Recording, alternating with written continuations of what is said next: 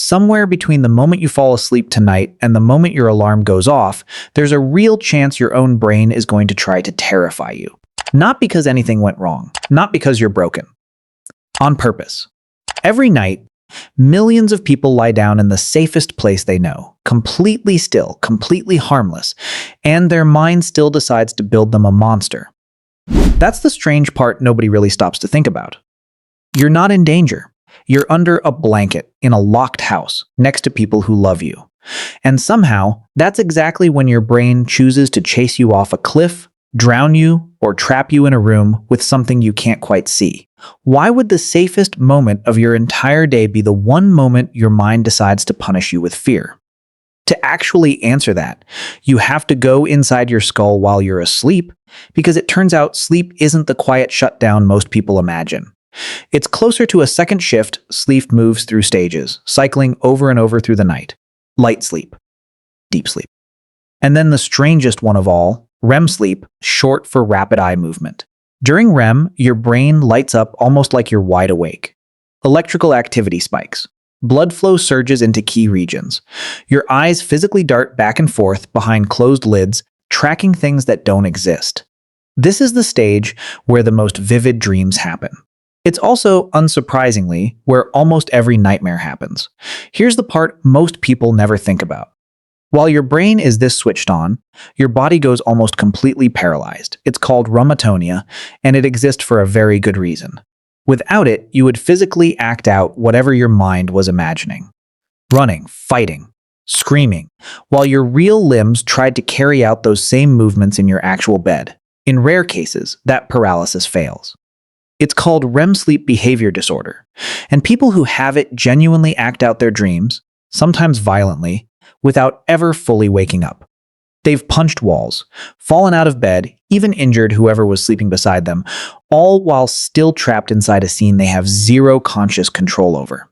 It's a strange, almost eerie reminder of exactly how thin the line is between the world your mind builds at night and the physical body lying still beneath the blankets. So picture the setup. Your brain, fully active. Your body, completely locked down. And somewhere in that gap between the two, your mind starts generating an entire simulated world out of nothing. Characters, locations, storylines that make no logical sense but feel completely real while you're inside them, sometimes pulled from memories or fears you didn't even know you were carrying around. Most of the time, that simulated world is forgettable. Researchers who study dreams have found that most of them are strange, sure, but emotionally flat. You're back in your old school, except something's slightly wrong. You're looking for a bathroom that keeps moving further away. Nothing threatening happens.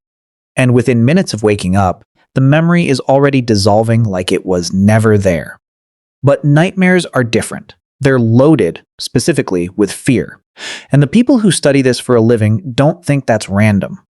They think there's a pattern hiding underneath all that unpleasant imagery, something closer to a function than noise. One of the leading theories is called the threat simulation theory, and it's genuinely unsettling once you think about it fully. It proposes that nightmares evolved as a rehearsal space, a place where your ancestors could practice reacting to danger without any of the real physical risk. The idea is that the people who occasionally dreamed about predators, falls, and ambushes may have reacted just slightly faster when those same threats showed up for real, out in the open world. In other words, your brain has been quietly running horror movie simulations of your own life since before humans existed, sharpening your emotional and physical response so that if the real version of that danger ever shows up, part of you has technically already survived it once. A faster reaction in the first 2 or 3 seconds of a real threat could have meant the difference between surviving and not across thousands of generations. That's not a small evolutionary advantage.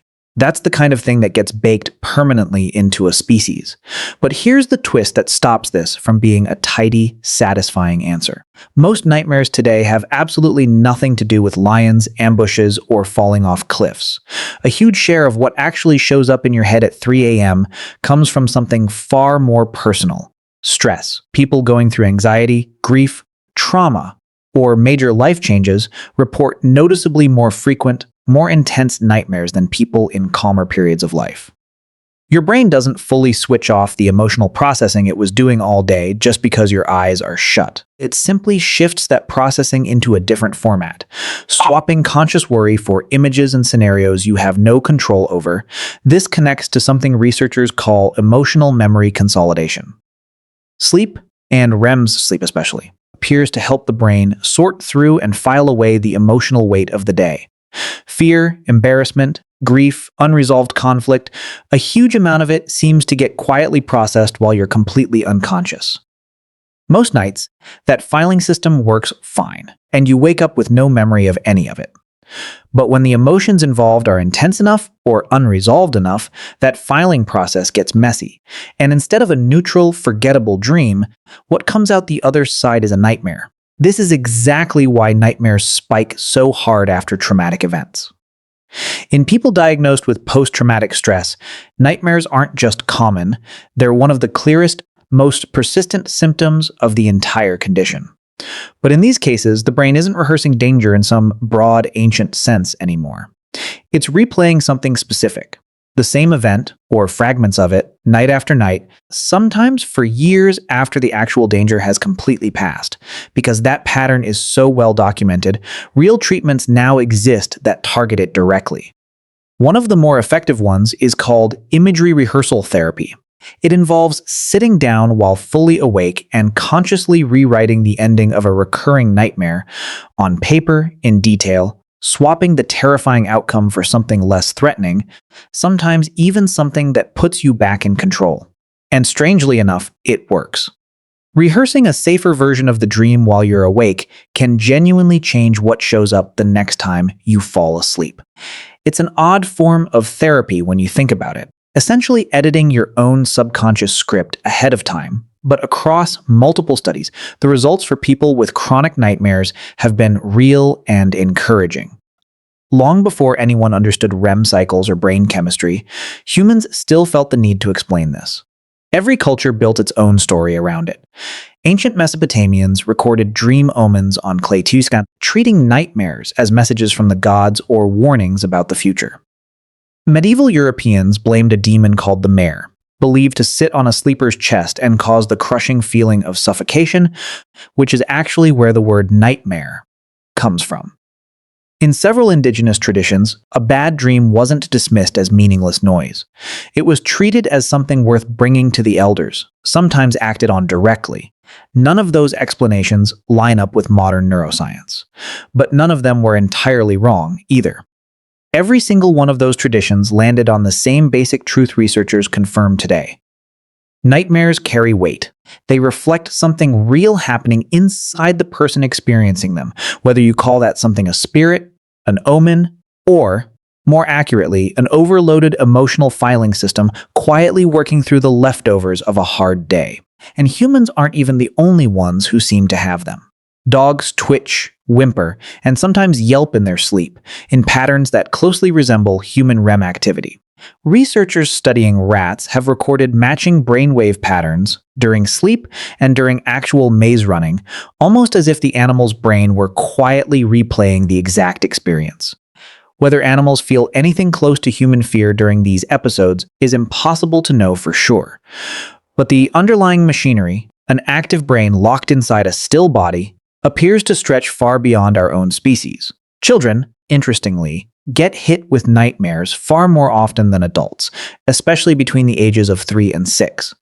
That window lines up almost perfectly with a period of explosive imaginative growth, right as kids are first learning to separate what's real from what's pretend, and right as brand new fears, monsters, darkness, being left alone are taking real shape in their minds for the first time. As the brain matures, and as people build up more experience telling actual threats apart from imagined ones, nightmare frequency tends to drop. Most adults have far fewer than they did as small children, even though the underlying machinery never actually goes away. It's also worth saying plainly, not every nightmare is secretly meaningful. Diet, certain medications, an awkward sleep position, alcohol, even a mild fever can each trigger one on any given night, with zero psychological significance behind it. Eating something heavy and spicy right before bed is a classic, almost cliched trigger, and there's real science behind why. Anything that disrupts your normal body temperature or digestion during sleep can fragment REM cycles and increase the odds of unpleasant, disjointed dream content. So sometimes your subconscious isn't sending you a hidden message at all. Sometimes it's just biology reacting to what you ate for dinner. Nothing more poetic than that. There's one more twist worth knowing. Some people learn to become aware they're dreaming while it's still happening, a state called lucid dreaming. The moment someone realizes mid-nightmare that none of it is real, the fear response often collapses almost instantly. A handful of clinics now actively teach lucid dreaming techniques to patients with recurring nightmares, essentially handing them a tool to step outside the story and rewrite it from the inside, instead of waiting to wake up shaking. Surveys on this vary, depending on exactly how the question gets asked, but roughly 2 to 8% of adults report having nightmares at least once a week, while occasional nightmares a few times a year show up in nearly everyone's history at some point. Women tend to report them somewhat more often than men across most studies, though researchers are still debating how much of that gap comes from actual brain activity versus differences in how willing people are to recall and report an unpleasant dream. That said, when nightmares become frequent, intense, or start visibly wrecking your sleep quality, your mood, your basic ability to feel rested, that's a pattern worth paying attention to instead of shrugging off. Chronic nightmare disorder is a real, recognized condition, and it responds well to treatment. It just goes unaddressed constantly, mostly because people quietly assume nightmares are simply something everyone has to live with. In the end, the same basic system that once helped your ancestors survive real predators out in the open world is still fully operational, running quietly inside your head every single night, just aimed now at whatever happens to be weighing on your very different, very modern life. Work deadlines instead of lions, social embarrassment instead of ambushes, unresolved arguments instead of falls from cliffs. So you're not broken for having nightmares, and you're definitely not weak for waking up shaken by one. You're carrying a piece of software that's been in continuous development for millions of years, refined across a number of generations too large to really picture, and it's still doing exactly the job it was built for.